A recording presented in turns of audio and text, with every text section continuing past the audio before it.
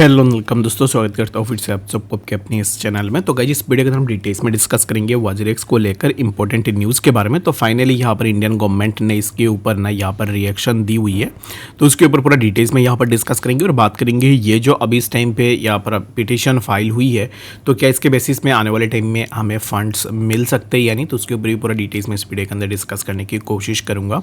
तो बाकी वीडियो बहुत ही ज़्यादा इंपॉर्टेंट रहेगी। आप में से जितने भी लोग वाजीरेक्स के ऊपर अभी इस टाइम पर आपका फंड्स है या फिर आप इस हैक से अफेक्टेड हुए हो, तो फिर ये वीडियो आपके लिए बहुत ही ज़्यादा इंपॉर्टेंट होने वाला है। तो वीडियो को बिना स्किप किए पूरा एंड तक ज़रूर से देख लेना।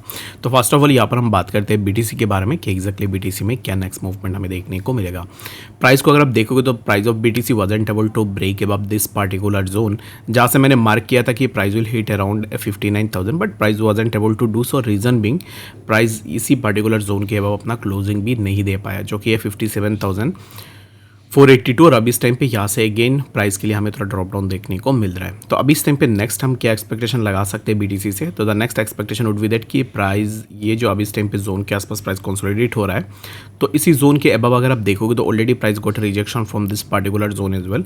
तो price needs to break above this particular zone. If the price of BTC wasn't able to do so, then यहाँ से हमें फर्दर प्राइस के अंदर ड्रॉप देखने को मिलेगा। तो अभी इस टाइम पे बीटीसी में हम यही एक्सपेक्टेशन लगाएंगे कि प्राइस कुछ इस तरीके का मूवमेंट ले ले, व्हिच विल बी अराउंड 62,400, यहाँ तक भी हम इजीली आ सकते हैं। ठीक है, तो अगर आप बीटीसी में एंट्री लेने का सोच रहे हो, तो मैं अभी इस टाइम पे जैसे कल रात को भी मैंने आपको बताया था कि राइट नाउ मैं किसी को रेकमेंड नहीं करूँगा कि बीटीसी में जाके एंट्री लेने के लिए, क्योंकि बीटीसी अभी इस टाइम पे ना थोड़ा साइडवाइज में कंसोलिडेट होगी। एंड बीटीसी अगर साइडवाइज में रहेगी और डोमिनेंस थोड़ा नीचे आएगा, दैट मीन्स कि आपको ऑल्ट्स में थोड़ा अपवर्ड मूवमेंट देखने को मिलेगा। तो इसके लिए बेटर यही रहेगा कि बीटीसी के ऊपर अगर आप लॉन्ग पोजिशन के लिए देख रहे हो, then wait for the breakout of this particular zone, जो कि मैंने ऑलरेडी मार्क करके रखा हुआ है 57,800। यहाँ से जब हमें थोड़ा मूवमेंट देखने को मिले, then you can go for your long position. बाकी अभी इस टाइम पे फिलहाल के लिए बीटीसी में लॉन्ग के लिए मैं किसी को रेकमेंड नहीं करूँगा। ठीक है, तो बाकी यहाँ पर इस टाइम पे बिटकॉइन डोमिनेंस के ऊपर तो मैं बात कर ही रहा था। तो according to the dominance move अगर आप देखोगे तो यहाँ पर हमें देखने को मिल जाएगा बीटीसी डोमिनेंस। यहाँ पर इस टाइम पे देखोगे तो एक साइडवाइज में ट्रैप हो रहा है, जो कि साइडवाइज में प्राइस थोड़ा नीचे आ रहा है। तो डोमिनेंस जब भी नीचे आती है, लेट्स सपोज कि बीटीसी यहाँ पे ऊपर जा रहा है, ठीक है, तो अलॉन्ग विद दैट अगर डोमिनेंस भी साथ में ऊपर जाएगा, दैट मीन्स कि आपको ऑल्ट्स में फॉल देखने को मिलेगा। और अभी इस टाइम पे देखो तो बीटीसी अगर साइडवाइज में रहता है, लेट्स सपोज कि बीटीसी एक साइडवाइज कंसोलिडेशन में है, अलॉन्ग विद दैट डोमिनेंस अगर नीचे आता है, दैट मीन्स कि आपको ऑल्ट्स में अपवर्ड मूवमेंट देखने को मिलेगा। तो इसके लिए थोड़ा वेट आप ज़रूर से कर सकते हो। बाकी मेरे हिसाब से बीटीसी में अभी इस टाइम पे लॉन्ग पोजीशन के लिए मत जाओ, वेट करो प्राइस के अंदर एक क्लियर पिक्चर का, उसके बाद जाके ही अपना लॉन्ग पोजीशन के लिए भी देख सकते हो बीटीसी के अंदर। तो आई होप कि बातें समझ में आ गई होगी। तो चलिए पर हम बात करते हैं अभी इस टाइम पे वाजीरेक्स के बारे में कि एक्जैक्टली वाजीरेक्स में क्या चीज़ें हो रही है। तो WazirX and its the partners face NCLT petition over 230 million crypto theft, यानी कि 230 मिलियन के आसपास यहाँ पर ना हैक हुई है, जिसके ऊपर आप में से सभी लोगों को पता है।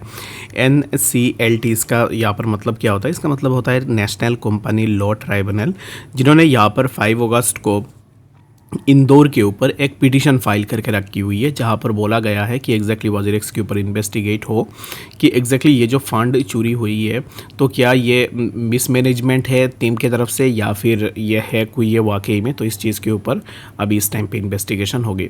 WazirX its infrastructure partner Liminal and other associate entities are facing a petition with the national company law tribunal NCLT following 230 million crypto asset fault.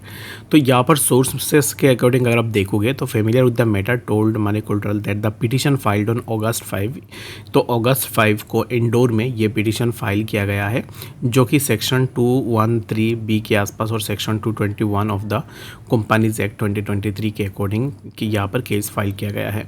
Allows any person to seek an investigation into companies affairs if there are reasons to believe in mismanagement, malpractices और fraudulent activities. यानी कि यहाँ पर according to this particular case, इसके according यहाँ पर ना ये इन्वेस्टिगेशन होगी और अभी इस टाइम पे इस चीज़ के ऊपर देखा जाएगा कि फंड को मिसमैनेज किया गया या फिर कोई भी माल प्रैक्टिस या फिर कोई फ्रॉडलेंट एक्टिविटीज़ हुई है या नहीं। Under the section 221 petitioner can request to freeze the companies assets following an inquiry and investigation. तो यहाँ पर ना अंडर 221 पिटिशन के अकॉर्डिंग अभी इस टाइम पे इन्वेस्टिगेशन से पहले जो भी यहाँ पर कंपनी का एसेट्स है उनको होल्ड किया जा सकता है।